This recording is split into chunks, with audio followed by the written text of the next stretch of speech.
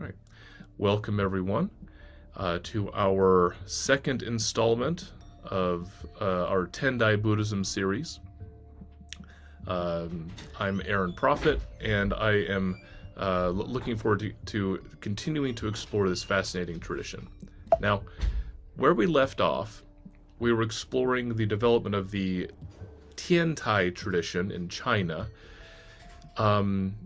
which goes on to inform, all of East Asian Buddhism, right?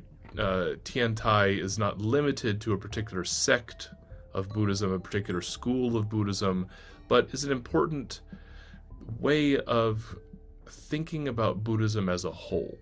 So it's therefore influential upon Pure Land and Zen and esoteric Buddhism, etc. Remembering that for the majority of East Asian Buddhism, sectarianism is simply not an issue. Monks tend to study and think very broadly. I mentioned in our last meeting that I was once, reading around in, kind of Chinese sources on Tiantai, and I happened upon a discussion board where someone was asking a monk, where can I find a Tendai temple in Taiwan? And the Taiwanese monk then explained that that's not really how Buddhism works here. Everyone is technically Chan, but we've all studied the works of Master Zhi, right? And I mentioned as well that south of Albany we have the Dharma Drum Retreat Center, which is technically Chinese Chan or Zen, but they also do retreats and study of some of these classic great works. So don't let a sectarian lens make you think you have to do one thing or the other. You can actually study broadly across everything, and that's why the study of Tendai is so important as well. Okay, so moving forward, we get to Japan. Japanese Buddhism has been developing for a few centuries. We have a lecture on Japanese Buddhism with the American Buddhist Study Center if you're interested in more background information. But in this Buddhist monastic environment, state sponsorship, and so on, there is a monk named Saicho who is trained at the major temples and then drops out. And then he says, nope, this is not for me. I'm going to go do my own thing.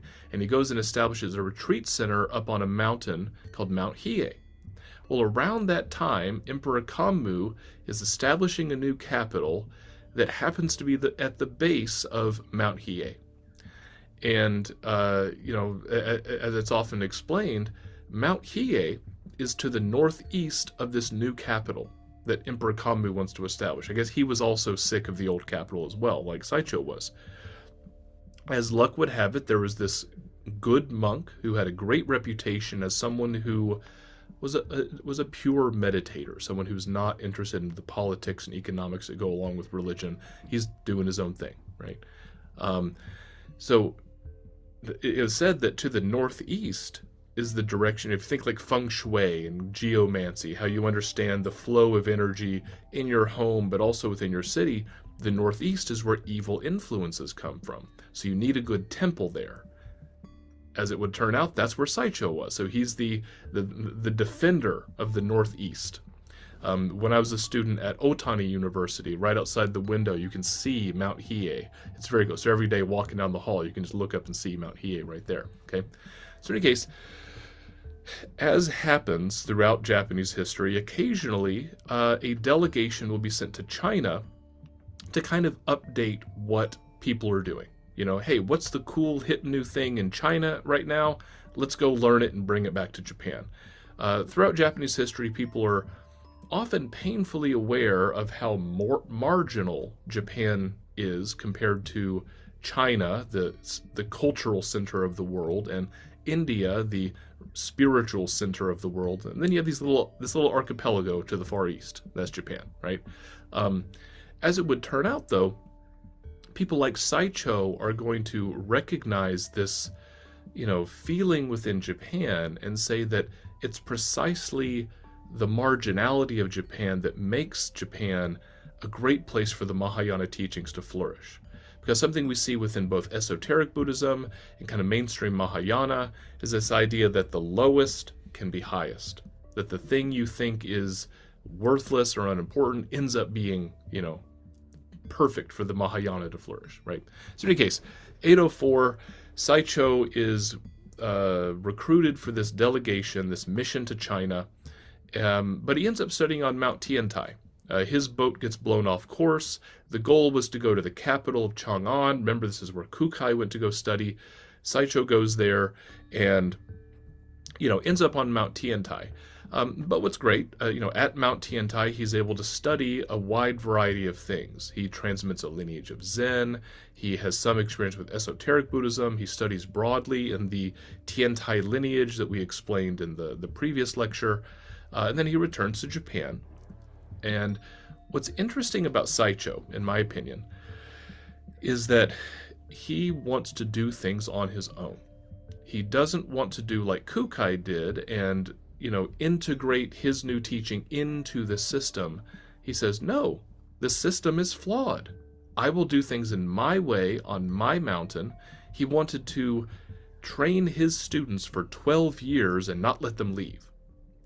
Now that's really hard because being a monk could be very lucrative, right? You're right by the capital, you got all these rich people that want you to do rituals. Saicho says, no, stay and practice for 12 years. That's how long it will take you to really let it sink in, right?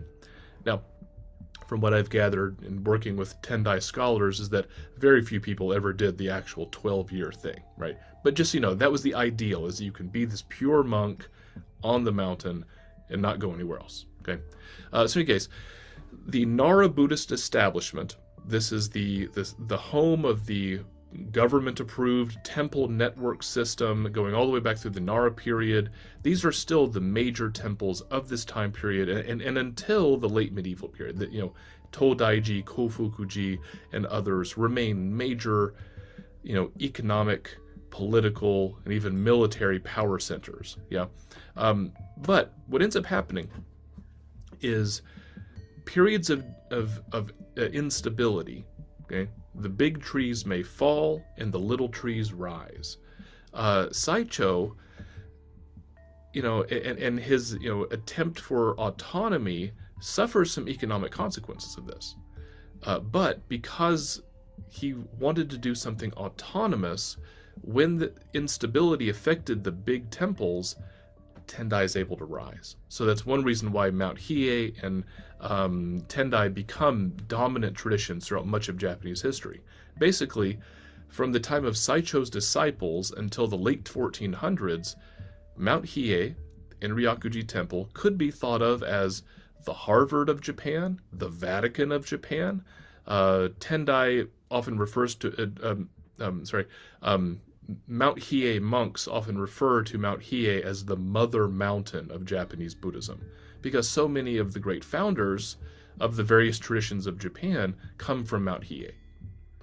And remember, last time I made the point that Tendai Buddhism is today thought of as a school of Japanese Buddhism. But for people like Saicho, people like Jur-E and others, Tendai or Tiantai could be thought of as a comprehensive approach to Buddhism, right? Some people often call it eclectic, and I don't think that's quite right. That this is what I've gathered from working with Tendai monks is they say, no, it's not eclectic, it's comprehensive. And, if we can think of Mount Hiei or Enryakuji Temple as like a university, you can think of the various areas of study as being like a college major.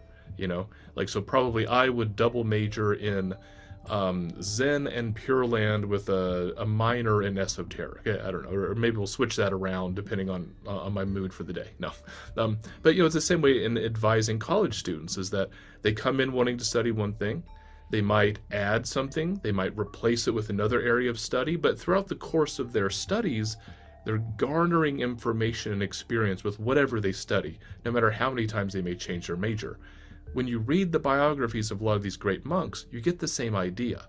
They study this, and then this, and then this. They go from Todaiji in Nara to Mount Hiei to Koyasan to wherever, right? There's this movement that remains in place really until the 1600s, but we'll talk about that later. So, as I mentioned before, Mount Tiantai is on the east coast of China.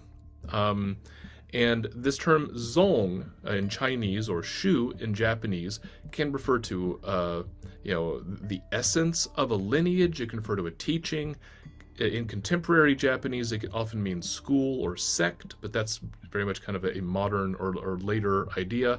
And I often like to approach the concept of zong in relation to places, lineages, texts, practices, with the idea that they can all overlap. So esoteric Buddhism, Pure Land Buddhism, Tiantai, Chan or Zen or whatever, it's all good. Like these things can all flow together, right? So when Saicho returns, he wants to implement a comprehensive Tiantai curriculum. And some of the things that are really core to this include the Shikan. We talked about this last time, Jirguan, which means shamatha and vipassana.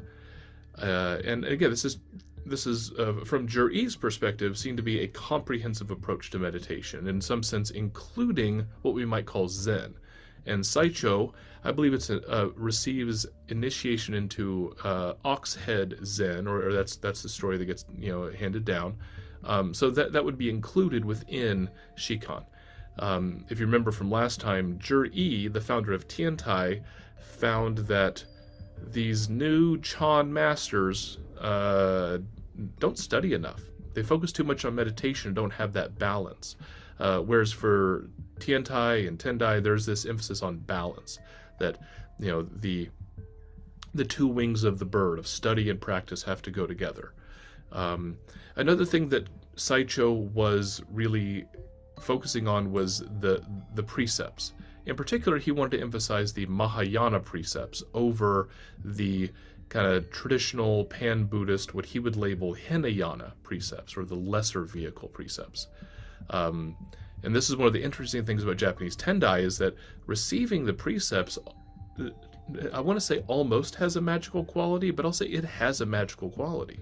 There's something about, the imminence of Buddhahood that is realized upon receiving precepts. This is the way the tradition talks about. Next, we have Pure Land practice is a major part of Tiantai and Tendai. So Jur-Yi, in his development of his meditation system, draws upon the Pratyupana Samadhi Sutra.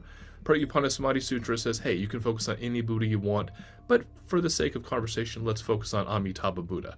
Jur-Yi basically does the same thing. You can focus on any Buddha you want, but for the sake of conversation, let's focus on Amitabha. I have this question, why Amitabha?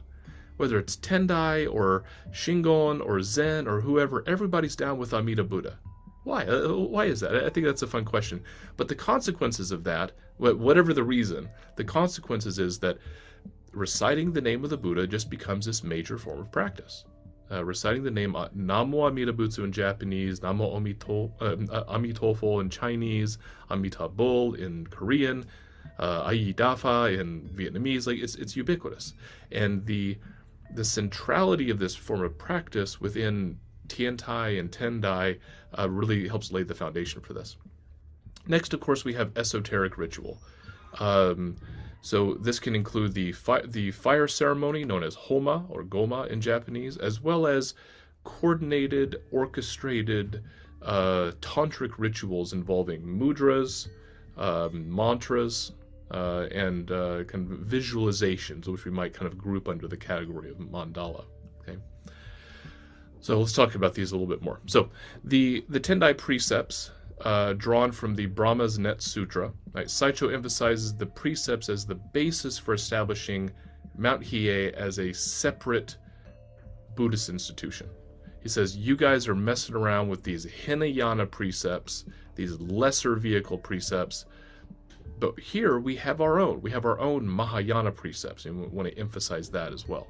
So the Bodhisattva precepts are relatively simple, right? Don't kill, don't steal, don't engage in sexual misconduct, don't lie, don't consume or sell intoxicants, don't criticize fellow Buddhists, don't criticize others to praise oneself, do not be stingy with teaching or money, do not be hateful, do not slander the three jewels. This new approach to the precepts could be said to, lead to one of the most defining characteristics of Japanese Buddhism, which is a general de-emphasis on the precepts. So a few years ago, I was talking with a former student of mine, a graduate, and I was mentioning that I was working towards ordination as a Buddhist priest. And she got very concerned. She's like, "Oh no, what about your wife and kids?" I was like, "Oh, it's a Japanese lineage. I don't have to go away to the temple and forego my secular life." In fact, this one time I was staying at a Tendai temple, and in the morning I attended service. The abbot of the temple with his purple robe gave me his business card for being the abbot of a temple. Later on that evening, he returned home wearing a business suit, and he gave me his other business card. I'm sitting with the family, wife and kids. He hands me his other business card where he was also a public accountant. It's like, yes, this is Japanese Buddhism. Another time I was at the International Lotus Sutra Seminar in Tokyo, and but Buddhists from various traditions are there. And after the conference, we're all having some drinks, having some dinner. The table is covered in animal bones and alcohol. And but one of our fellow attendees says, "I thought this was a Buddhist conference. Everybody's eating meat and drinking alcohol." They're coming from a Chinese and Tibetan tradition. I said, "Well, Japan's a little different." One of the reasons Japan's a little bit different is this new way of thinking about the precepts that could be said to come from Saicho, could be said to come from the Tendai tradition. Eventually you have the Jodo Shinshu tradition, where married clergy is kind of front and center, right? And then in the modern period, there's this, kind of attack by the government on Buddhist institutions, forcing people into lay life. But the precedent for that was long established in the earlier era, right? So it's a looser view of the precepts than we might see in the rest of the Buddhist world. This one time I was hanging out with a Chinese Tiantai monk on Mount Hiei, and he leans in. We're, sitting at the cafe, smoking cigarettes, drinking coffee. He leans in, he says, "Japanese Buddhism's not real Buddhism." I'm like, "Okay, tell me more about that," right? Because, but we're sitting here, drinking coffee and smoking cigarettes. Okay, yeah, tell me more about that, right? But it was interesting because that is sometimes the perspective of monks who have a different view of the precepts, is that in Japan, things are a little bit different. And it could be that this, Tendai way of thinking of the precepts is the origin of that. So another key piece of the Tendai tradition that often gets missed is the role of esoteric ritual. Mount Hiei gets burned down at the end of the Warring States period. Koyasan does not. So as a result, when Mount Hiei is essentially obliterated, right? Tendai still exists, but it's much smaller. But when it gets kind of obliterated at the end of the Warring States period, Koyasan and Shingon Buddhism in general is able to step into a void and say, we get to speak for esoteric Buddhism. However, as I'll hopefully get to by the end of today, a lot of the most important esoteric Buddhist theorists and practitioners were in the Tendai side of things, right? Now, of course, all these traditions overlap. There's a lot of fluidity, but Tendai monks return to China after Kukai, after Saicho. They stay there longer, they bring back more stuff, and they really establish Mount Hiei as the esoteric tradition, right? So, one of the other interesting differences between Shingon and Tendai is one of my favorite things about studying in Japan, is you get to really get the sense of how other traditions see one another. I've heard from some Shingon monks that they think Tendai monks do the fire ceremony too much. Yeah. Shingon monks will say, we train for 110 days or whatever, and Tendai guys only train for 60 days or whatever. And Jodo Shinshu, we do 10. No, I'm just kidding. So anyway, the fire ceremony, though, is especially interesting. But Richard Payne has done a lot of work on this, and he's kind of argued that the ancient fire ceremony that predates Indo-Iranian cultural divides, is an early form of human organized activity. And I think that's a really interesting perspective to take. So through this practice, and you can look at fire ceremonies in Iran, Indian Brahmanical culture, Japanese Buddhism. This tantric fire ceremony even shows up in Taoism in some cases. And Tibetan monks will sometimes go to Japan to study the fire ceremony there, because some of these ceremonies associated with certain tantras may be preserved in Japan versus not so popular in early Tibetan Buddhism. The temple that I used to stay at on Koyasan is where the Dalai Lama would stay. So it's a place that people would go to study these fire ceremonies. Okay, in the context of a fire ceremony, the practitioner, right, the one performing the ceremony, the fire itself, and the object of devotion are said to abide in a non-dual relation. Right, so as you are becoming one with the Buddha, you're also feeding the Buddha into the fire, the various oils and seeds and other things that go into the fire. And also people will write down their wishes, and then they may be burned in the fire, or in this case, he is blessing a wooden plaque that will have a special blessing written on it, and kind of taking the power of this ritual. Now you'll see down here at the bottom, there's this guy sitting off to the side, kind of as support staff. I once got to assist with an 11-day ritual like this, kind of up close and personal, getting to see what the fire ceremony is like. Very interesting, a very moving experience. To be able to participate in something that's this ancient, right? I was in Tokyo at the time, and I was just amazed at how it didn't feel like Tokyo. It didn't feel like modern times. It felt medieval and kind of intense in that way. But in any case, so esoteric ritual often focuses on the unity, often called yoga. If you know the word yoga and the English word yoke are actually historically related. So to yoke, to join, talk about the yoga of the three mysteries of body, speech, and mind, mudra, mantra, mandala, or visualization, and this often works together with the fire ceremony. Okay, as we've talked about previously, I'll go through these real quick. There are often these kind of complex geometric arrangements, perhaps depicting the universe. Perhaps depicting a scene from a Buddhist sutra. These may be used in visualization. They may be also used as objects of devotion in their own right, objects of worship.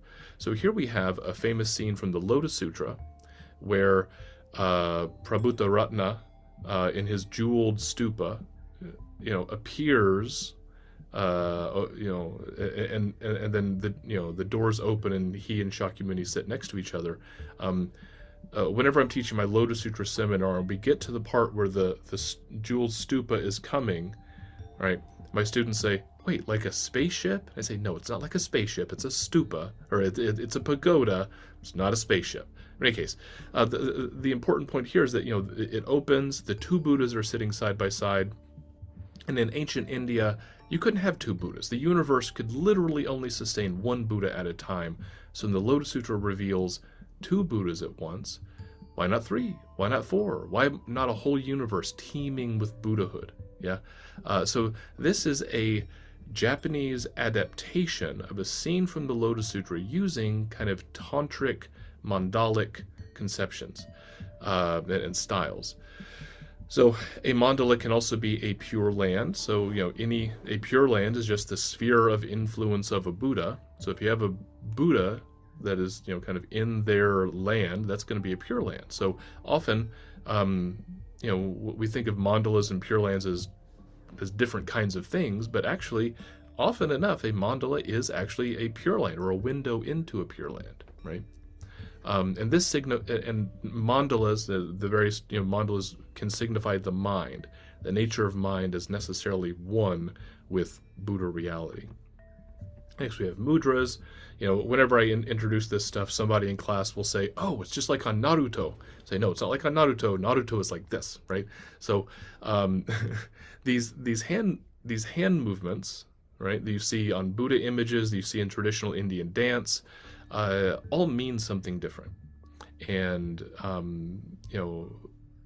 some of them are secret. You'll sometimes see monks kind of throw their robe over their hands so you can't see the mudra that they're doing. But one of my advisors in Japan said, if a mudra is easily accessible in a library, it's fair to show, right? Which I thought was interesting. Now, the mudras also symbolize the idea that in body we are already one with Buddha reality. Right, so it's not that this corporeal form must be transcended, but this corporeal form may itself be, a potent vehicle for awakening. Yeah. And then finally we have mantras. Right, mantras can be used to purify karma, establish ties or connections, with a Buddha or Bodhisattva. In fact, many mantras are just the name of a Buddha or Bodhisattva, like the one for Sarasvati, Maitreya, and various others, just yo, Maitreya. Like, that's kind of what the mantra means, and I just love that. Mantras can be used to exorcise demons and malevolent spirits. In the Chinese case, eventually,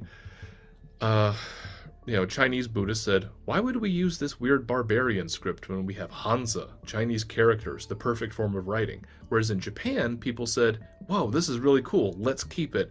And people still have this today. You know how like in America, people might get a cool kanji tattoo? Well, in Japan, you might get a cool siddham tattoo. Siddham is one of these scripts for writing Sanskrit that is preserved in Japan.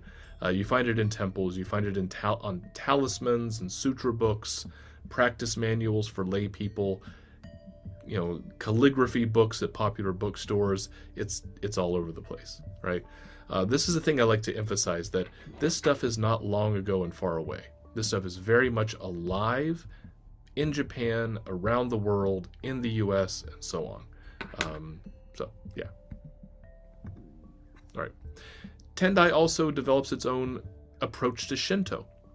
Now, often today, you pick up a book, it says, Shinto's the ancient indigenous religion of the Japanese. But the thing is, throughout most of Japanese history, Shinto functioned as, something, in coordination with Buddhism, not as some separate thing. Not even like you put two things together. It's like Shinto is expressed through Buddhist symbols and ideas, right?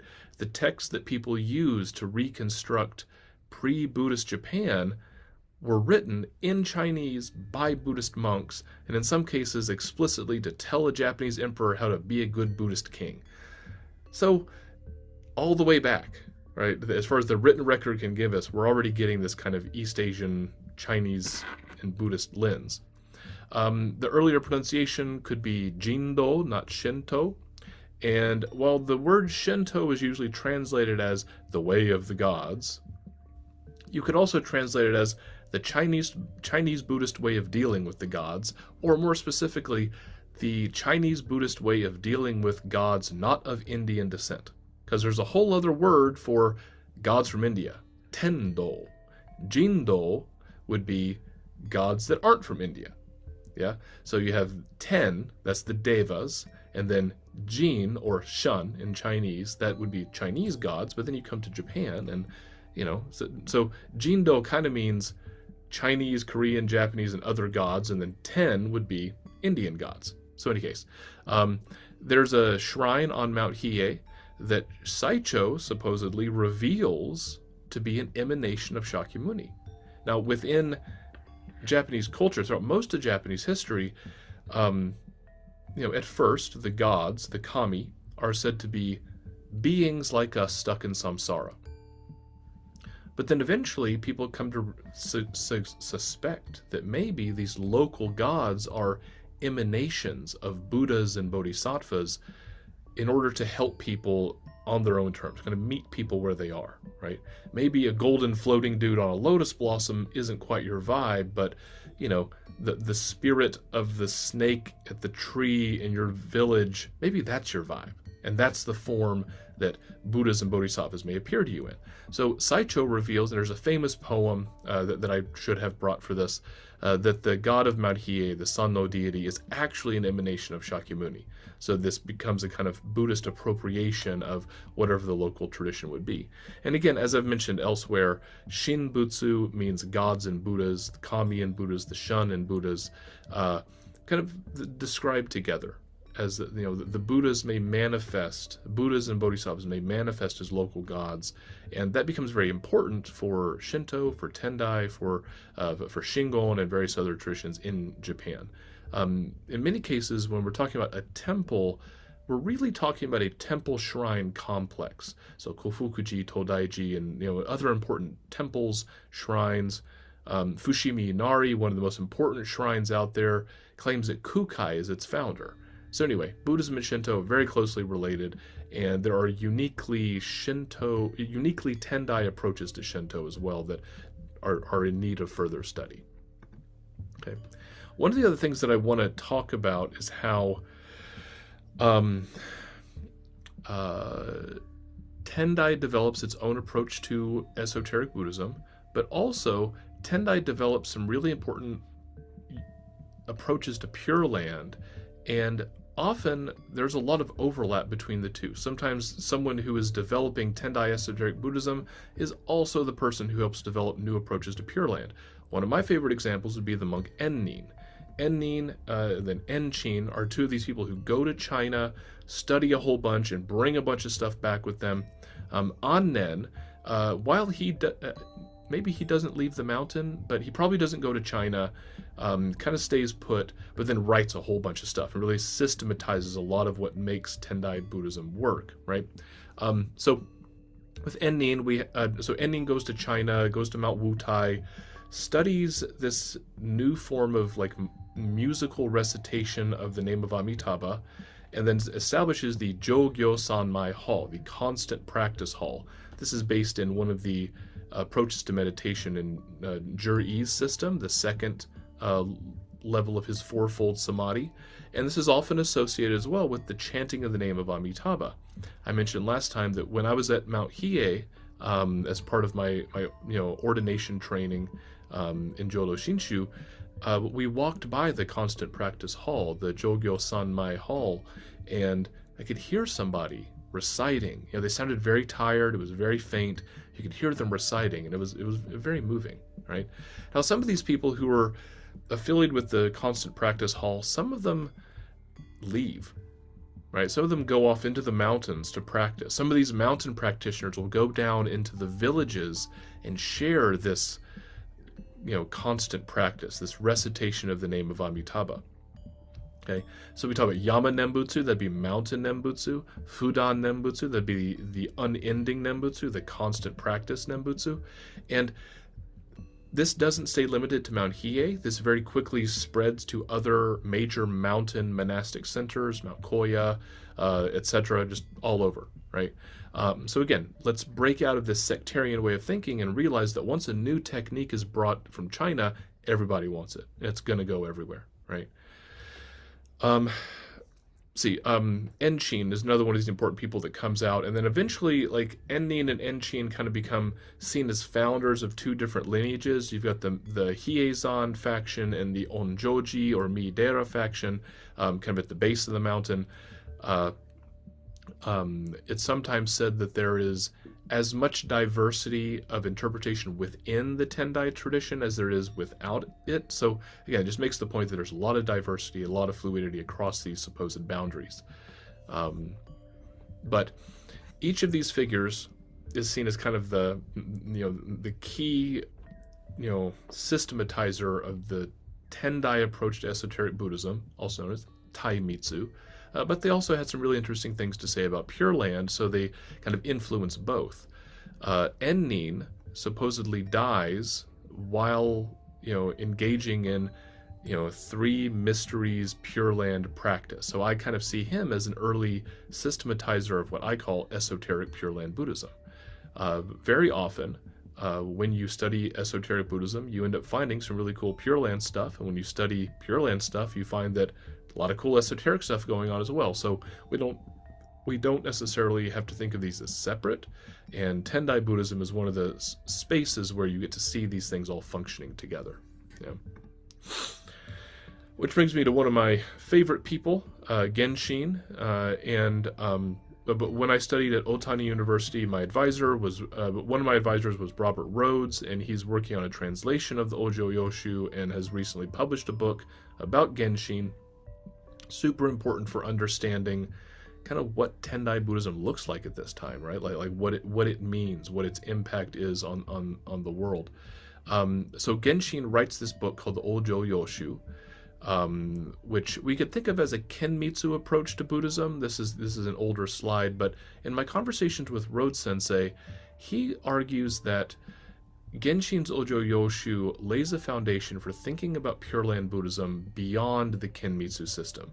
Kenmitsu, of course, being the esoteric system, but which is very much what Tendai is about. This kind of comprehensive view, including the sutra literature, esoteric ritual, meditation practice, visionary literature, etc. All of it together, right?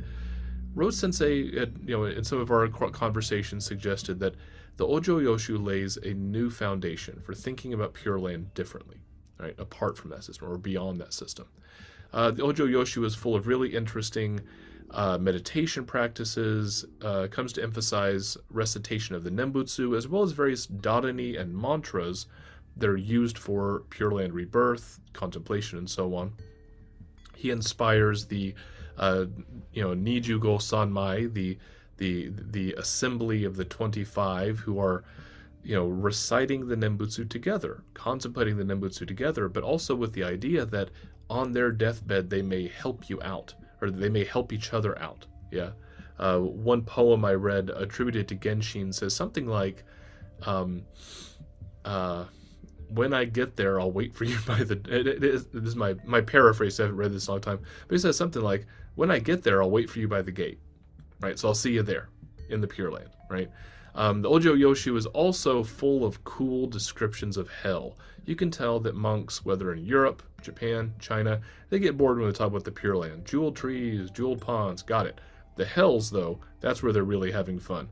The initial section of the Ojo Yoshu is meant to kind of scare you into seeking out the Pure Land, yeah, and there are a lot of hell screens that get developed based on Genshin's descriptions of the hells. One of the other cool things about Genshin, Tendai monks are plugged into the politics of the time and all of that, and in fact, Genshin's teacher, Ryogen, we could do a whole thing just on Ryogen.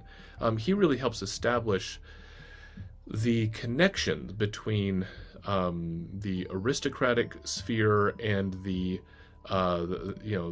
religious sphere of Mount Hiei, essentially positioning Mount Hiei as the go-to spot for aristocrats. Like the sons of wealthy family become the abbots of the major temples. Depending on your perspective, Ryogen is either the great hero of Tendai or the great corrupter of Tendai.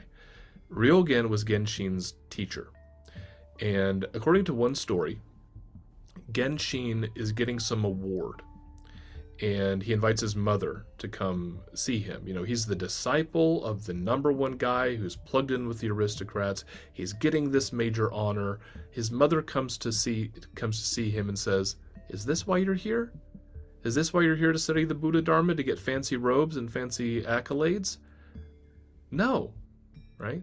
So then he retreats and he goes to focus his attention on the Pure Land. He probably could have been the next in line to take over the whole thing, but instead he took a step back and said, no, I am here to study the Buddha Dharma, not to become famous and rich, right? So that to me just makes Genshin a really interesting person for us to learn about, right?